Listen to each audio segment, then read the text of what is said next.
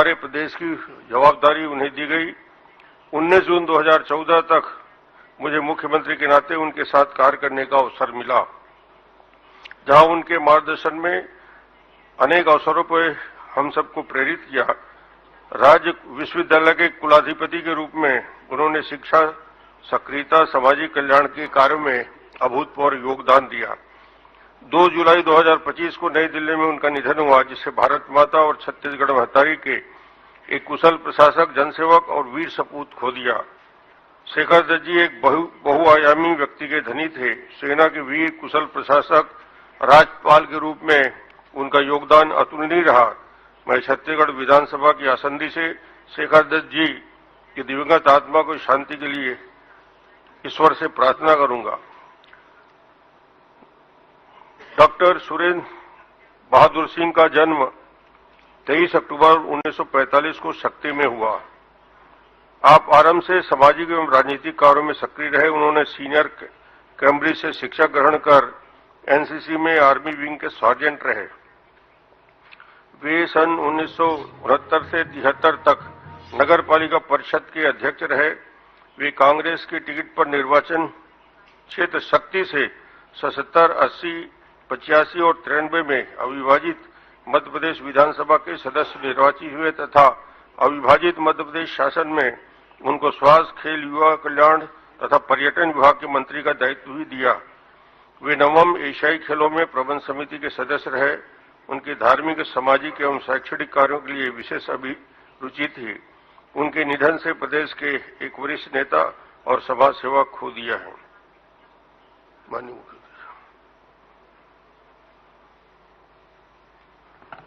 माननीय अध्यक्ष महोदय, प्रदेश के पूर्व राज्यपाल स्वर्गीय श्री शेखर दत्त जी को मैं अपनी श्रद्धांजलि अर्पित करता हूं और शोकाकुल परिवारजनों के प्रति अपनी संवेदना व्यक्त करता हूं। ईश्वर परिवारजनों को इस दुख की घड़ी को सहन करने की शक्ति प्रदान करें। जब मैं शेखर दत्त जी की जीवन यात्रा को देखता हूं तो उसमें जैसी विविधता नजर आती है वैसी विविधता कम ही लोगों के जीवन में दिखती है। उन्होंने आईएएस अधिकारी के रूप में जन कल्याण के लिए कार्य किया। सेना के 60 सर्विस कमीशन से जुड़कर 1971 के बांग्लादेश मुक्ति संग्राम में हिस्सा लिया। युद्ध में असाधारण वीरता के लिए उन्हें सेना मेडल से भी नवाजा गया।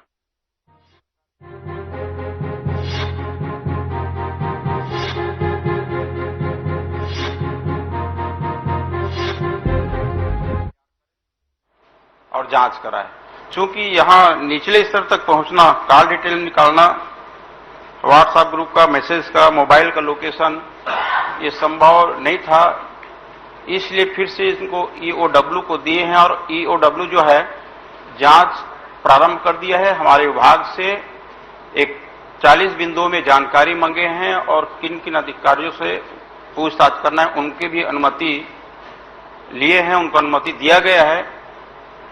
हमारी मंशा किसी को बचाना नहीं है। छत्तीसगढ़ सरकार माननीय विष्णुदेव साय जी के नेतृत्व में जितने भी इस तरह के लोग हैं उनको बख्शे नहीं जाएंगे। पीएससी में जिस तरह से जांच हुई, गहराई तक गया। हम तो चाहते हैं माननीय अध्यक्ष महोदय कि इस परीक्षा में जो गड़बड़ी किए हैं वास्तविक दोषी तक पहुंचे और उन पर कार्रवाई हो। ये हमारी स्पष्ट मंशा है, किसी को बचाना नहीं है। और ईओडब्ल्यू वहां तक पहुंचेगी जैसे भारतमाला में जो हुआ, ईओडब्ल्यू को सौंपे तो निचले तक जांच कर रही है और एक एक करके सब दोषी व्यक्ति आ रहे हैं। उसी तरह से हम चाहते हैं कि ईओडब्ल्यू इसमें जांच करके दोषी व्यक्ति के ऊपर चिन्हांकित करे और कार्रवाई करे। माननीय अध्यक्ष महोदय, जिस समय चुनाव की प्रक्रिया चल रही थी और मंत्री जी को तो विभाग में आए 9 दिन ही हुए थे और परीक्षा संपन्न कर दी। मैं उस विषय पे भी नहीं जाना चाहता। डिपार्टमेंट ने एक कमेटी बनाई अलग अलग विभागों के 5 अधिकारियों की और वो अधिकारी ने पूरी रिपोर्ट दी। ये रिपोर्ट मेरे पास है अध्यक्ष महोदय, बहुत लंबी रिपोर्ट है। अगर आप कहें तो मैं लेकिन कुछ पॉइंटों का मैं उल्लेख करना चाहता हूं जो रिपोर्ट के अंदर कॉमन दिया है। जो प्रश्न उद्भूत होता है उससे वो प्रश्न यही है अध्यक्ष महोदय कि जब ये रिपोर्ट के अंदर स्पष्ट आ गया कि विभाग के अंदर कुछ लोगों ने त्रुटियां की है परीक्षा में, भाई भाई रिश्तेदार आपस में बैठ करके पीएससी की परीक्षा टाइप, उनका रोल नंबर लगा हुआ, साली भी पास में बैठी है, जीजा भी बैठा है, उनकी धर्मपत्नी भी बैठी, तीनों एक टेबल में बैठ करके लिख रहे एक साथ। और बारकोड वाली जो कॉपी होती है अध्यक्ष महोदय, उसके अंदर किसी प्रकार का उल्लेख या लेख नहीं हो सकता अलग से, उसमें फोन नंबर लिखे, अपना मोबाइल नंबर। और ये रिपोर्ट में स्पष्ट कहा है कि यह सब गलत है, अनियमितता पाई गई, तो क्या विभाग ने आने के बाद विभाग ने उनके खिलाफ में कार्रवाई क्यों नहीं की? सीधा प्रश्न मेरा कि जब आपके संज्ञान में आ गए तो कमेटी ने आपको रिपोर्ट दे दी, आपने 5 उच्च स्तरीय अधिकारी, माननीय अध्यक्ष महोदय को छोटे मोटे अधिकारी नहीं है, जो कमेटी के अंदर जो थे, मैं आपके संज्ञान में लाना चाहता हूं, केडी कुंजाम, विशेष सचिव छत्तीसगढ़ शासन खाद्य नागरिक आपूर्ति विभाग, फरिया आलम सिद्दीकी उप सचिव छत्तीसगढ़ शासन स्कूल शिक्षा विभाग, अजय त्रिपाठी उप सचिव छत्तीसगढ़ शासन सामान्य प्रशासन विभाग, अरुण नहीं अजय त्रिपाठी, श्रीमती अंशिका ऋषि पांडे उप सचिव छत्तीसगढ़ सामान्य प्रशासन विभाग, राकेश साहू अवर सचिव छत्तीसगढ़ शासन कौशल विकास तकनीकी शिक्षा और रोजगार विभाग। जब ये शासन स्तर के सचिव स्तर के अधिकारियों ने ये पूरी रिपोर्ट आपको सबमिट कर दी और आपने रिपोर्ट को संज्ञान में लेने के बाद में भी डिपार्टमेंटली कोई कार्रवाई नहीं की, और ये लोग जब लगातार इसकी शिकायतें करते रहे और आपने गृह विभाग को भेजा, और गृह विभाग ने स्वीकार किया, गृह विभाग ने आपको कहा कि विभाग सक्षम है कार्रवाई करने के लिए, उसके बाद में विभाग कार्रवाई ना करके आपने ईओडब्ल्यू को जो आपने भेजा है उसमें कितने बिंदु हैं और कब भेजा है और उसमें क्या शर्तें हैं और किसकी जांच करने के लिए भेजा, जरा उसका उल्लेख क्लियर कर दे। माननीय अध्यक्ष महोदय, जो कमेटी जांच की है उन्होंने अंतिम निष्कर्ष में यह लिखा है कि शिकायत के संबंध में शिकायतकर्ता द्वारा प्रस्तुत किए गए दस्तावेज तथा विभाग द्वारा प्रस्तुत टीप एवं आनुषंगिक दस्तावेजों का परीक्षण एवं परिशीलन उपरांत समिति द्वारा यह निष्कर्षित किया जाता है कि शिकायतकर्ताओं द्वारा प्रस्तुत दस्तावेज साक्ष्य की श्रेणी में नहीं आता है। उनके द्वारा की गई शिकायत के संबंध में कोई ठोस आधार प्रस्तुत नहीं किया गया है। राजस्व विभाग द्वारा प्रदाय किए गए टीप एवं दस्तावेज से यह परिलक्षित होता है कि राजस्व निरीक्षक विभागीय परीक्षा 2024 का संचालन नियमों में उल्लेखित प्रावधानों के अनुरूप एवं पूर्व वर्षों में आयोजित परीक्षाओं की ही भांति किया गया है, परंतु परीक्षा संचालन में उपरोक्तानुसार त्रुटियां विद्यमान है, जिन पर आवश्यक कार्य हेतु प्रतिवेदन प्रशासकीय विभाग को अग्रेसित किया जाता है। ये निष्कर्ष में लिखे हैं और शिकायतकर्ता द्वारा ये कहा गया है कि call detail, WhatsApp group, message, mobile location की जांच। हम ये चाहते हैं माननीय अध्यक्ष महोदय कि इस गड़बड़ी तो हुई है, जांच कमेटी ने स्वीकार किया है, लेकिन वाकई में जो इस परीक्षा में जो दोषी हैं वहां तक पहुंचने के लिए ये जो हमारी कमेटी है वो सक्षम नहीं है, इसलिए ईओडब्ल्यू को दिए हैं ताकि जो दोषी लोग हैं वहां तक पहुंचे और प्रमाणित करे और जो दोषी व्यक्ति हैं उन पे कार्रवाई हो। ये हमारी मंशा है, हमारी सहानुभूति नहीं है जो दोषी व्यक्ति हैं, हम चाहते हैं कि उन पे ठोस कार्रवाई हो। आखिरी प्रश्न। माननीय अध्यक्ष महोदय, जो मेन पैराग्राफ है वो तो पढ़ नहीं रहे। माननीय मंत्री महोदय, ये डिपार्टमेंट की जांच कमेटी की रिपोर्ट जिसके अंदर लिखा है, आखिरी पैरा जो लिखा है, राजस्व विभाग द्वारा प्रदान किए गए टीप एवं दस्तावेज से यह परिलक्षित होता है कि राजस्व निरीक्षक विभागीय परीक्षा 2024 का संचालन नियमों में उल्लिखित प्रावधानों के अनुरूप एवं पूर्व वर्षों में आयोजित परीक्षाओं की भांति किया गया, परंतु परीक्षा संचालन में उपरोक्त त्रुटियों का विद्यमान है, जिस पर आवश्यक कार्रवाई हेतु प्रतिवेदन प्रशासकीय विभाग को प्रेषित किया गया। अब उसके आगे और क्या लिखेगा?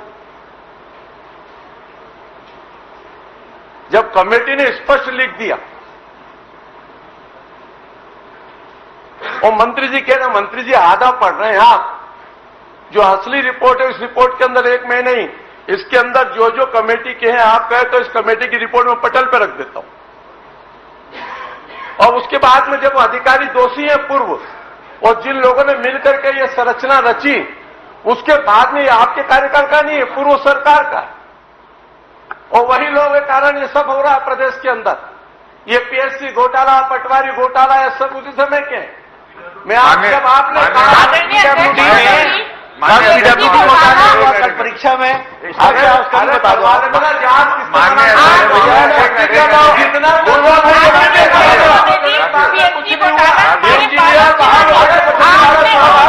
गलत नंबर इंजीनियर घर पर नहीं तो कैसे हुई? माननीय अध्यक्ष महोदय, जो माननीय अध्यक्ष महोदय, समय के 73वें नंबर पे सेम प्रेस मेरा भी लगा है। मैं आपके माध्यम से सदन में ये स्पष्टता चाहता हूँ कि ये कौन सी तारीख को एग्जामिनेशन हुआ था, उसको स्पष्ट करें मंत्री जी। कौन सी तारीख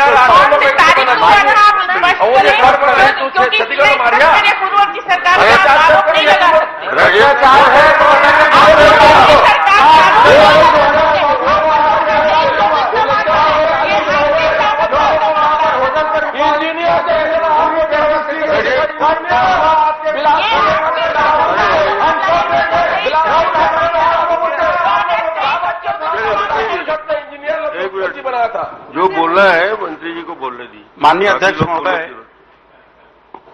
मैं माननीय सदस्य को आश्वस्त करता हूं कि इस परीक्षा में जो भी गड़बड़ी हुई है, जो दोषी हैं, उस पर ठोस कार्रवाई होगी, किसी को बख्शा नहीं जाएगा। चलिए,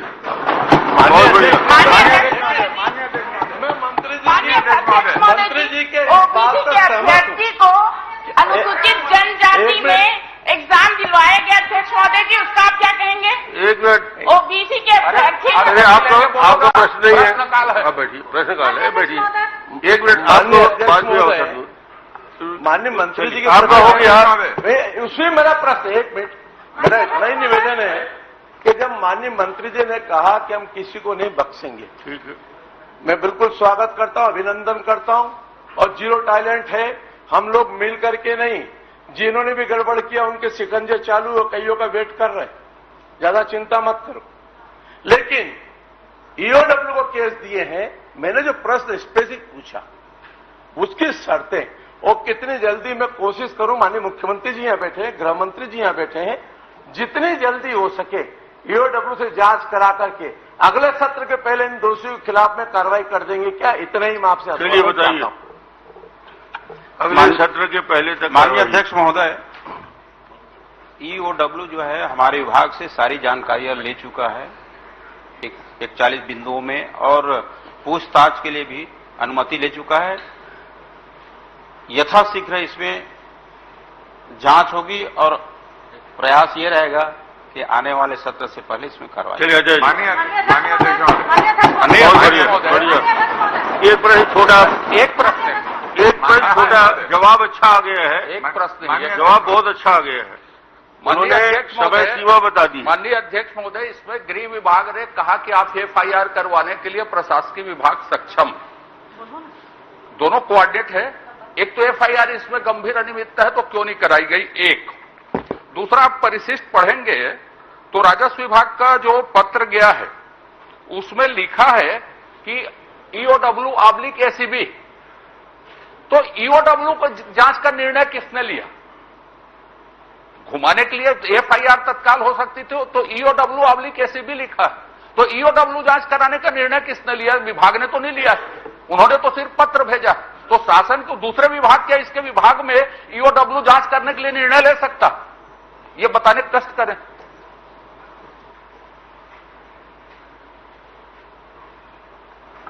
कुछ बोलेंगे मंत्री जी?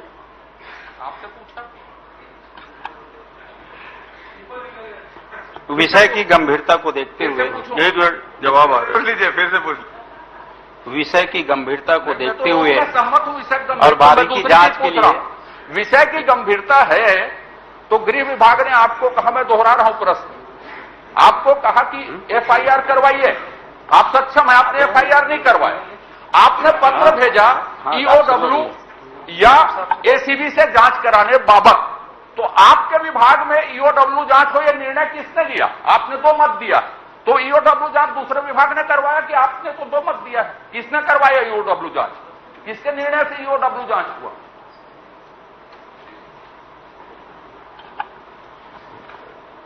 माननीय अध्यक्ष महोदय, जब गृह विभाग प्रशासनिक विभाग को सक्षम मानते हुए एफआईआर दर्ज कराने और खुद को ही काम करने के लिए वापस किया गया, तो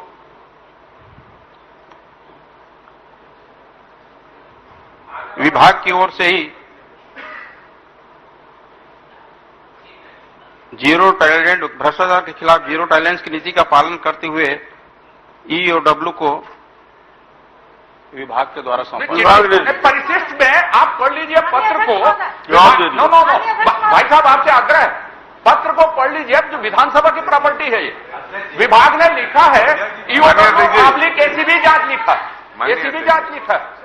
तो ईओडब्ल्यू जांच का निर्णय किसने लिया, मैं ये जानना चाहता हूं। बता दिया विभाग ने तो एसीबी ऑब्लिक ईओडब्ल्यू लिखा है इसमें। ठीक, चलिए बोलिए।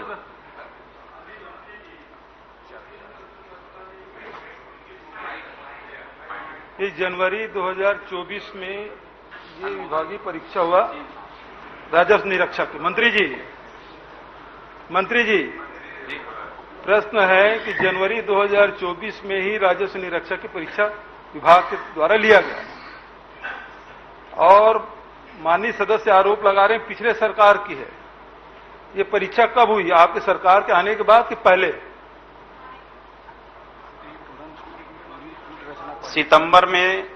सितंबर 23 में भर्ती प्रक्रिया, पदोन्नति प्रक्रिया शुरू हुई और जनवरी में ही उनकी परीक्षा हुई, फरवरी में उसका रिजल्ट आया।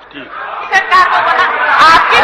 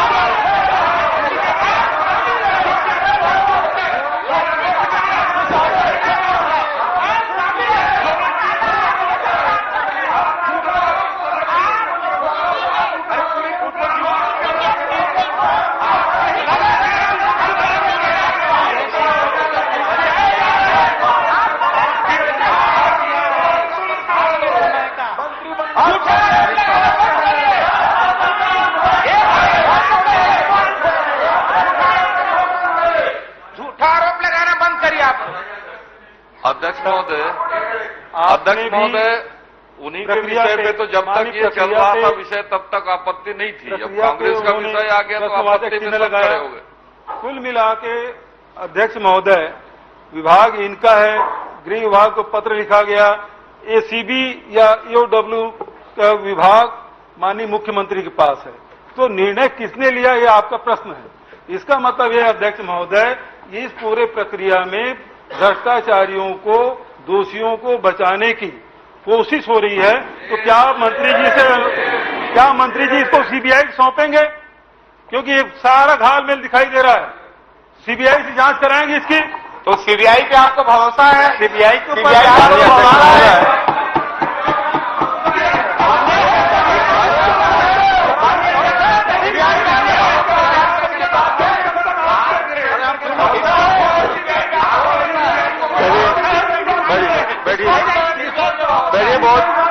आप सीबीआई की मांग कर रहे हैं, सीबीआई के ऊपर में आपको विश्वास है?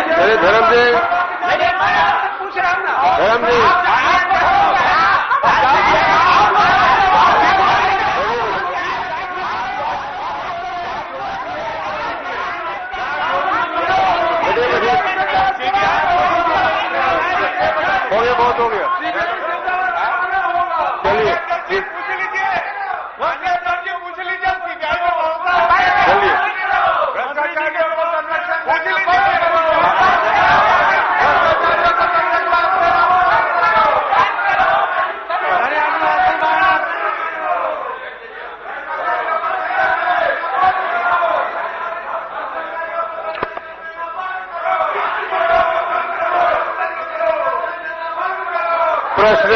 प्रश्न क्रमांक 2